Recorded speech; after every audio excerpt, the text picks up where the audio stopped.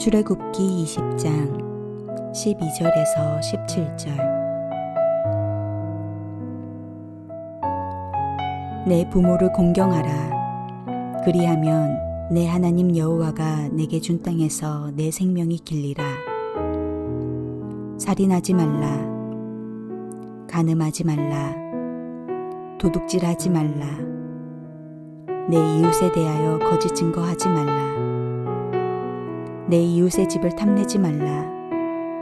내 이웃의 아내나 그의 남종이나 그의 여종이나 그의 소나 그의 나귀나 무릇 내 이웃의 소유를 탐내지 말라.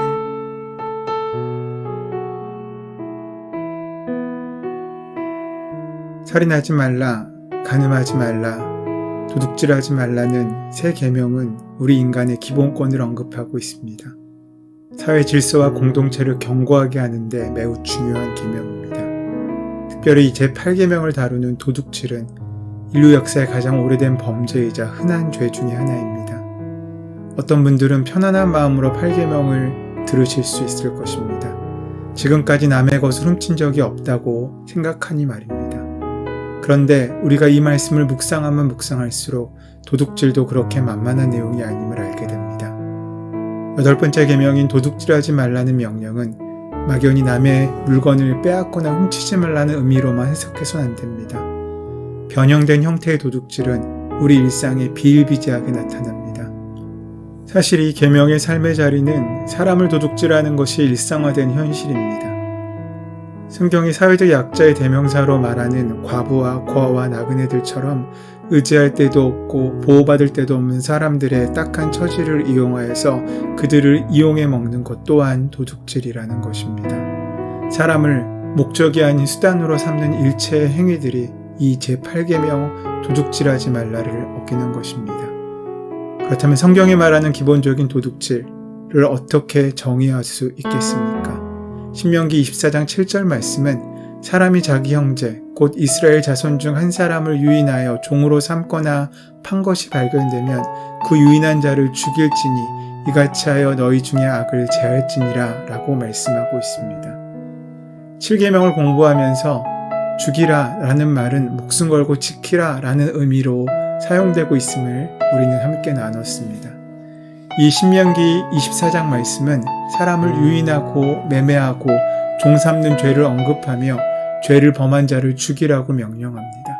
그만큼 사람의 귀한 생명을 온전히 사랑하시고 귀하게 여기시는 하나님의 마음이 담겨 있는 것입니다. 선지자 아모스는 부가 정의롭게 나눠지지 않는 시스템 자체도 죄로 보았습니다. 국가적 차원의 조직적인 범죄라는 것입니다. 우리가 한 나라를 경영하고 경제정책을 세우는 데 있어서 이런 차원의 철학을 가져야 합니다. 지역을 개발하고 부를 창출하는 일도 귀한 일이지만 그 결과로 자기의 삶의 자리에서 쫓겨나 갈 곳을 잃어버린 사람들의 처지도 우리는 잘 살펴야 한다는 것입니다. 그런데 우리 사회는 분배보다는 성장에 집중하여 파이를 키우는 일에 가치를 두었지 그 파이를 나눔으로 서로 함께 부족한 부분을 채우는 일엔 소홀히 하였습니다. 그런 모든 것들도 하나님께서는 죄로 여기십니다. 우리가 개인적으로 물건을 사고 팔 때 속임수를 쓰거나 바가지를 씌우는 일, 또한 마땅히 주어야 할 품삯을 미루거나 주지 않는 일, 그 모든 것들도 도둑질입니다. 외경의 집에서는 궁핍한 이들을 더욱 힘들게 만드는 행동을 살인이라고까지 말하고 있습니다. 궁핍한 이들의 빵, 그것은 가난한 이들의 목숨이니 그것을 빼앗는 자는 살인자다. 이웃의 밥줄을 끊는 자는 그를 죽이는 자고 일꾼의 품삯을 빼앗는 자는 그의 피를 흘리게 하는 자다. 삶의 행복이 소유의 넉넉함에 있다고 가리키는 세상은 도둑질을 권하는 사회입니다. 나눔과 돌봄이 사회의 저변에 깊이 뿌리내리고 절제와 자족의 삶을 즐거이 선택하는 이들이 늘어날수록 도둑질은 사라지게 되어 있습니다. 서로를 돕는 상호부조의 체계가 무너진 사회일수록 도둑질은 성행합니다. 돈이 인간의 욕망을 과잉 대표하는 세상일수록 도둑질은 일상화되기 마련입니다. 삶의 행복이 소유함의 넉넉함에 있다고 가리키는 세상은 그래서 우리에게는 독이 되고 우리를 무너뜨리는 세상이라고 할 수 있습니다. 그렇다면 어떻게 우리는 도둑질하지 않는 삶을 살 수 있겠습니까? 하나님께서는 개인적 사유를 인정하셨습니다. 주기도문에 오늘날 우리에게 일용할 양식을 주시옵고라고 언급한 것으로 보아 개인 사유를 인정하셨음이 분명합니다. 그런데 우리가 개인적으로 가지고 있는 것들을 하나님께서 소유하라고 주신 것이 아니라 맡기신 것입니다. 이것이 그리스도인의 물질관인 청지기 정신입니다. 그리스도인은 모든 것의 주인이자 소유주가 하나님이심을 믿고 고백하는 사람들입니다. 사람들이 왜 도둑질을 하겠습니까? 빌립보서 4장 19절은 이렇게 말씀하고 있습니다. 나의 하나님이 그리스도 예수 안에서 영광 가운데 그 풍성한 대로 너희 모든 쓸 것을 채우시리라. 이 믿음이 없다면 우리는 우리의 삶 가운데 스스로를 위하여 도둑질하는 삶을 살 수밖에 없습니다. 모든 쓸 것을 채우신 하나님에 대한 믿음과 확신이 없다면 말입니다.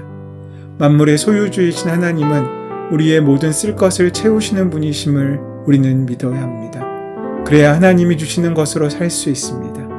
이 믿음과 확신이 없을 때 죄성을 가진 인간은 도둑질밖에 할 게 없습니다. 여러 가지 수단과 방법을 동원해 도둑질하며 살아갈 수밖에 없는 것입니다. 하나님이 주지 않고 내가 소유하라고 하는 모든 것은 도둑질입니다. 돈을 사랑하지 말고 있는 바를 족한 줄로 알라 라는 말씀처럼 오늘 우리가 자족할 수 있다면, 주신 것이 이미 우리에게 풍족함을 인정할 수 있다면, 돈은 우리에게 필요한 것이지 의지할 것이 아님을 우리가 자각할 수 있다면 우리는 하나님의 온전한 은혜와 평안을 경험할 수 있을 것입니다. 우리가 돈을 의지한다는 것은 하나님을 배신하는 행위가 되고 우상을 섬기는 행위가 됩니다. 그래서 그리스도인에게 자족하는 훈련이 정말로 필요합니다. 하나님이 열을 주시면 그 열로 살고 하나님이 둘을 주시면 둘로 사는 것이 가장 큰 은혜입니다. 더러운 밥 세 끼보다 깨끗한 밥 두 끼가 은혜인 줄 알아야 합니다. 그것이 자족할 줄 아는 삶입니다. 에베소 4장 28절은 이렇게 말씀합니다. 자기 것을 도둑질하는 것, 도둑질하는 자는 다시 도둑질하지 말고 돌이켜 가난한 자에게 구제할 수 있도록 자기의 손으로 수고하여 선한 일을 하라. 초기 기독교 공동체에서도 도둑질하는 사람이 있었습니다. 사도 바울은 그런 사람에게 돌이켜 가난한 자에게 구제할 수 있도록 자기 손으로 수고하여 선한 일을 하라고 권면합니다. 자기 손으로 수고하고 일해서 구제하는 선한 일을 하라는 것입니다. 나누지 않는 삶이 도둑질하는 것입니다. 도둑질이 그런 의미라면 도둑질하지 말라는 8계명에서 자유로운 사람이 누가 있겠습니까? 우리 중에 아무도 없을 것입니다. 우리는 어쩌면 지금도 도둑질하며 살아갑니다. 하나님께서 우리에게 물질을 맡기고 은사를 맡기고 시간을 맡기시고 시대를 맡기신 것은 나누라는 뜻입니다. 하나님께서는 사람이 혼자 사는 것이 좋지 아니하니 내가 그를 위하여 돕는 배필을 지으리라 라고 말씀하셨습니다. 함께하는 법을 가르치기 위하여 남자와 여자를 만들어 주신 것입니다.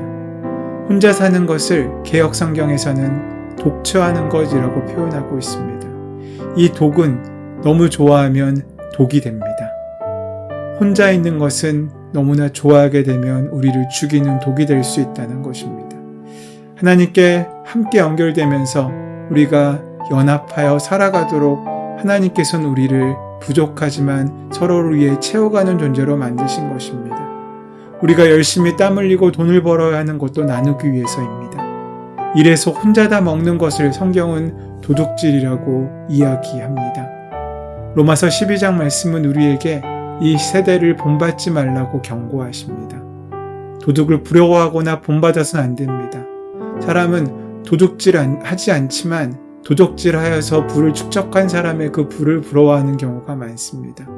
하지만 우리는 그것을 부러워하는 사람이 아니라 우리에게 일하고 땀 흘리도록 일터를 주시고 시대를 주시고 시간과 은사와 돈을 맡기신 그 하나님의 귀한 사랑과 은혜 가운데 청지기의 마음을 가지고 나눌 수 있는 삶을 살기 위하여 땀 흘려 애써 노력해야 합니다.